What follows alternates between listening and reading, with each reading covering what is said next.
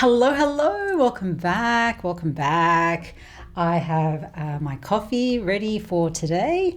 It's an iced coffee actually. It's really warm here today, so I thought I'd make myself a cold drink this morning and still get my caffeine hit. I've run out of milk again this morning. I'm forever running out of milk here. As you probably know, if you live in Australia, 2 litre bottles of milk are very common, and that's what I always bought when I was, still in Australia. But living overseas, 2 litre bottles of milk are not very common. Actually, I've never seen it in any of the supermarkets near our house. So I don't know if it's even available here or if it's just the supermarkets around our place.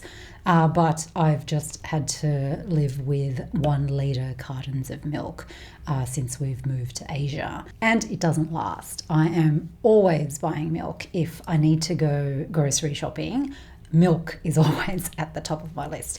I don't know why. I think I obviously drink coffee, a little bit of tea. Oh, I eat cereal. I eat cereal virtually every morning, and I make milkshakes. Okay, so yeah, I do use milk quite a fair bit. So yeah, I'm forever running out of milk. So now that I've gotten that out of my system, I thought I should point out a phrasal verb that is very useful to know, and that is to run out of something. And it just means that you don't have any more of something. So in my case, I've run out of milk. So you might run out of something else very often. Maybe you might run out of bread or rice, noodles, whatever it is. So you might always run out of something.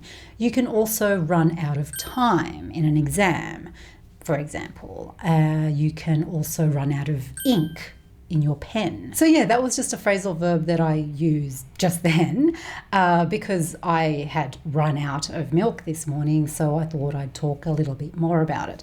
It actually has nothing to do with today's video. So let's get started with today's video. And of course, now that I've pressed the record button, they've started doing their construction work. Always the way.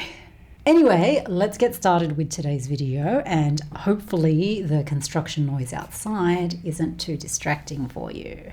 So I have another listening practice video for you today, and today's listening practice is all about health. So I think this is a good one for you for when you need to go to the doctors. And also if you work in healthcare and you need to listen to patients and their health problems. And I have one question for you today. Which part of the body is she talking about? I'll play the file for you 4 times as per usual, once at normal speed first, then twice at a slightly slower speed, and then one more time at the normal speed again. And then afterwards we can talk about a few things that she says today. Okay, let's listen to her.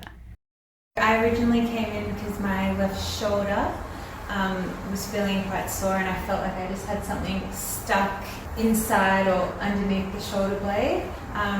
That I've had treatments before at other places, and it continued to come back, and I felt the pain and felt quite restricted in my movement. I originally came in because my left shoulder was feeling quite sore, and I felt like I just had something stuck inside or underneath the shoulder blade. That I've had treatments before at other places, and it continued to come back, and I felt the pain and felt quite restricted in my movement. I originally came in because my left shoulder was feeling quite sore, and I felt like I just had something stuck inside or underneath the shoulder blade. That I've had treatments before at other places, and it continued to come back, and I felt the pain and felt quite restricted in my movement. I originally came in because my left shoulder was feeling quite sore, and I felt like I just had something stuck inside or underneath the shoulder blade. That I've had treatments before at other places, and continued to come back, and I felt the pain and felt quite restricted in my movement. I originally came in because my left shoulder was feeling quite sore, and I felt like I just had something stuck inside or underneath the shoulder blade, that I've had treatments before at other places, and it continued to come back, and I felt the pain and felt quite restricted in my movement. Now let's talk about a few things that she said. The first thing that she said was, I originally came in because my left shoulder was feeling quite sore. I originally came in because my left shoulder was feeling quite sore. And here's the answer to my question already. Which part of the body is she talking about? Her left shoulder.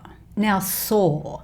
This can be a noun or an adjective, and here she's using it as an adjective. When a part of our body is sore, that part of the body feels uncomfortable. A lot of people get a sore back or a sore neck because they sit in front of a computer all day. Or your muscles might be sore if you had a particularly good workout at the gym today. So you might be uncomfortable, but if you stretch these muscles, rest them, maybe get a massage, after a few days you should be okay, hopefully. So here, she came in to see the doctor or physio or some other healthcare worker because her left shoulder was feeling quite sore. Oh, and physio is short for physiotherapy or physiotherapist. I've mentioned numerous times on my channel that we like to shorten words in Australia because so many words are just too long. So yeah, physiotherapy is way too long, so we tend to shorten this to physio when we're just talking to family and friends. I originally came in because my left shoulder was feeling quite sore. And then she said, and I felt like I just had something stuck inside or underneath the shoulder blade. And I felt like I just had something stuck inside or underneath the shoulder blade. Stuck can be used in a few different ways. Stuck is the past tense of stick, and to stick has a few different meanings. And the meaning that I want you to remember here is when you put something on something else and it stays there, like when you use glue. You use glue to stick things together. So we've got two things that are together. Stuck as an adjective can also be used in a few different ways, but they all have something to do with two things being together when they don't want to be together. So let me give you a few examples. You might have something stuck on your shoe, like chewing gum. So we have your shoe and your chewing gum, and they're together, but they don't want to be. Well, you don't want them to be. Or you might be stuck in the office because you have to finish writing a document today before you can go home. So you and the office are together, but you don't want to be. You want to go home. Here, something is stuck inside, but she can't move it. She can't get it out. And she obviously doesn't want it there. And what is it stuck inside? Her shoulder blade, this huge bone here that's on both sides of your back. So you have a shoulder blade and you have something. She doesn't know what it is, and it's stuck inside or underneath the shoulder blade. So it's under the shoulder blade, it's being covered by the shoulder blade, and it feels like it's stuck there. I feel like I should have that shoulder joint model that they have in doctor's surgeries rather than just using my hands to demonstrate this. I think it would be much more effective. Anyway, she continues and says, what does she say? Let me just check what she says. Okay, so she continues and says, I've had treatments before at other places. I've had treatments before at other places. Now, treatment also has a few different meanings. Here, it's being used to mean some sort of medical care. So it could be with medicine, or it could be some form of physiotherapy or special exercise to get your shoulder moving again, for example. So someone could be getting treatment for cancer, for example, or maybe your doctor has found an effective treatment for your problem. And because we're talking about a medical problem here, when you use treatment in this way, it feels quite serious because you're trying to solve a health problem. Here, she's tried different treatments before at other places. So she's tried to get her shoulder problem fixed at other places. Maybe she's seen different healthcare professionals, maybe different doctors, physios, osteos, but nothing has helped. It continued to come back and I felt the pain.